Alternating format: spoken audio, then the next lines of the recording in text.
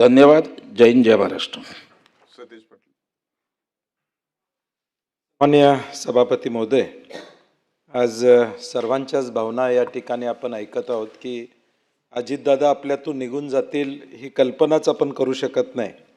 परंतु दुर्दैवानं हा आघात झाला आणि यामध्ये ज्या पश्चिम महाराष्ट्रातून मराठा समाजाचं एक नेतृत्व म्हणून अजितदादा पुढं आले 91 साली, त्यानंतर संपूर्ण महाराष्ट्राचे नेते म्हणून अजितदादा या राज्यामध्ये दादा या नावानं परिचित झाले. फक्त दादा नाही तर सर्वांना आपलं असं वाटणारं हे नेतृत्व होतं. आणि मला आठवते आम्ही NSUच्या माध्यमातून 91-92ला काम करत असताना दादा म्हणजे एक आयडियल म्हणून आमच्यासाठी त्या काळामध्ये त्या ठिकाणी होते. आणि त्या काळापासून दादांना बघण्याचा योग आम्हासारख्या कार्यकर्त्यांना त्या ठिकाणी आला.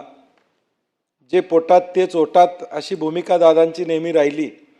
स्पष्टपणे आपल्याला जे वाटतंय ते बोलण्याचं काम दादांनी केलं. पुढच्याला काय वाटते त्याच्यापेक्षा जे खरं आहे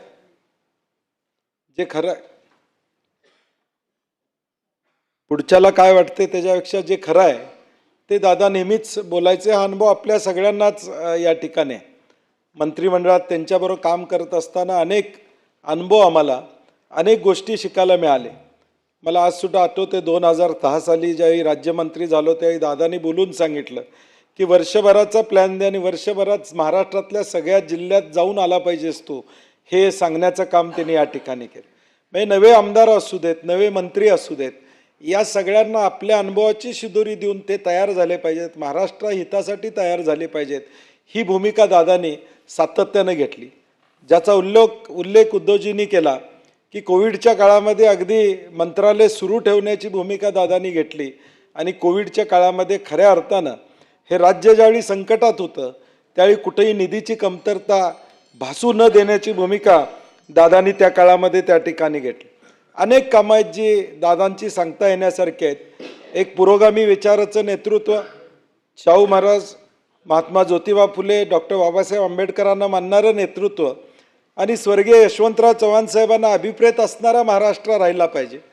स्वर्गीय यशवंतराव चव्हाण साहेबांच्या विचारानं हा महाराष्ट्र चालला पाहिजे, ही भूमिका सातत्यानं दादांनी घेतली. आदरणीय पवारसाहेबांच्या नेतृत्वाखाली मुशीत तयार झालेलं हे कर्तृत्वान असं नेतृत्व. कोल्हापूरचं त्यांचं नातं हे वेगळं होतं.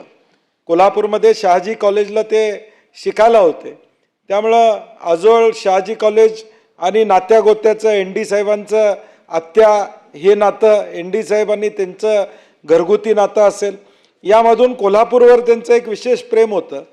आणि मला आठवते की अगदी रंकाळ्याच्या स्वच्छतेला त्यावेळी म्हणजे इरिगेशन डिपार्टमेंटची मशिनरी पडून असते, मी आणि मुश्रीफ साहेबांनी सांगितलं ती आपण वापरली पाहिजे फक्त डॅमवर वापरण्यापेक्षा. आणि तो एक GR काढला गेला की इरिगेशन डिपार्टमेंटची मशिनरी आपण ज्यावेळी वापरात नसते त्यावेळी इतरांना वापरायला परवानगी दिली पाहिजे. अशा अनेक आठवणी आहेत. सारथीची इमारत कोल्हापूरमध्ये करण्यासंदर्भात भूमिपूजन आपण त्यावेळी उद्धवसाहेब केलं. ती इमारत असेल, हॉस्टेल असेल, किंवा कोल्हापूरच्या एअरपोर्टला 225 कोटी रुपयाच्या वर निधी देण्याची भूमिका असेल, असे अनेक विषय आहेत की कोल्हापूर माझं आहे ह्या भूमिकेतून दादानी, कारण की माझं शिक्षण तिथं झालं आहे, त्या कोल्हापूरला मी काहीतरी देणं लागतो, ही भूमिका सातत्याने दादानी हयातभर या ठिकाणी ठेवण्याचं काम केलं. मंत्री म्हणून त्यांचं काम या उभ्या महाराष्ट्रानं बघितलं. परंतु कबड्डी असेल, खो खो असेल, महाराष्ट्र ऑलिम्पिक असोसिएशनचे अध्यक्ष म्हणून या सगळ्या खेळांना प्राधान्य देण्याची भूमिका दादांनी घेतली. म्हणजे कुस्तीगरांचं अनुदान वाढवून देणं, पूर्वलक्षी देणं, असे धाडसी निर्णय दादांनी आपल्या काळामध्ये घेतले. त्यांना त्या विषयाचं गांभीर्य, म्हणजे ज्याचा उल्लेख मगाशी झाला की विषय समोर आला तर फार वेळ त्यांना समजावं लागत नव्हतं, त्यांना ताबडतोब त्या विषयाचं गांभीर्य असायचं, महत्त्व असायचं आणि त्या विषयात आपण या ठिकाणी निर्णय घेतला पाहिजे, ही भूमिका त्यांची असायची. मग MSC बँकेच्या माध्यमातून राज्यातल्या साखर कारखान्यांना मदत करण्याची भूमिका त्या ठिकाणी असू दे, किंवा अगदी सिंधुदुर्गपासून गडचिरोलीपर्यंतचे प्रश्न मार्गी लावण्याचं काम त्या ठिकाणी असू दे. मला आठवते RR आबा आणि मी दोघं लंडनला एका दौऱ्यासाठी गेलो होतो आणि जाण्यापूर्वी दादांच्याकडे आम्ही गेलो होतो. दादा मला म्हटले ते आबा हॉटेलमध्ये बसतील, त्यांना फिरव जरा बाहेर, नाही तर तू एकटा फिरशील, त्यांना ती हॉटेलमध्येच थांबतील. म्हणजे एवढे प्रत्येक बारक्यासारख्या गोष्टी, त्या दौऱ्याचं आमची तयारी काय, कुठं जाणार आहे, कसं जाणार आहे याची माहिती घेणं, म्हणजे प्रत्येक गोष्टीत काटेकोरपणा जो बनला तो दादांचा नेहमीच आपण सगळ्यांनी या ठिकाणी प्रामुख्यानं त्या ठिकाणी अनुभवलं आहे. हे मला या निमित्तानं या ठिकाणी सांगायचं आहे. मंत्रिमंडळात काम करत असताना अनेक किस्से किंवा अनेक मुद्दे त्या ठिकाणी आहेत की जे आपण सांगत बसलो तर बराच वेळ जाईल, परंतु महाराष्ट्राची हानी निश्चितपणे दादांच्या जाण्यामुळं त्या ठिकाणी झालेली आहे.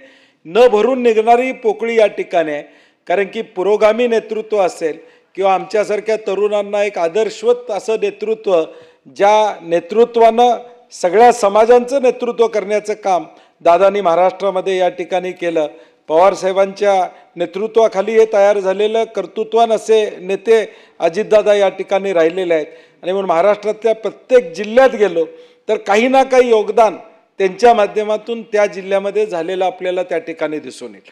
आणि म्हणून हे योगदान चिरंतर अशीच त्यांची आठवण कायमपणे ठेवण्याचा प्रयत्न आपण सगळ्यांनी त्यांच्या कामाच्या माध्यमातून करावा, एवढीच अपेक्षा या निमित्तानं व्यक्त करतो. आणि काँग्रेस पक्षाच्या वतीनं, माझ्या वतीनं त्यांना भावपूर्ण आदरांजली व्यक्त करत असताना आदरणीय सुनेत्राताई, जय आणि पार्थ यांना या ठिकाणी या संकटातून, या दुःखातून सावरण्याचं ईश्वर त्यांना बळ देव, ही भावपूर्ण आदरांजली या ठिकाणी व्यक्त करतो. विक्रम काळे. सभापती महोदय,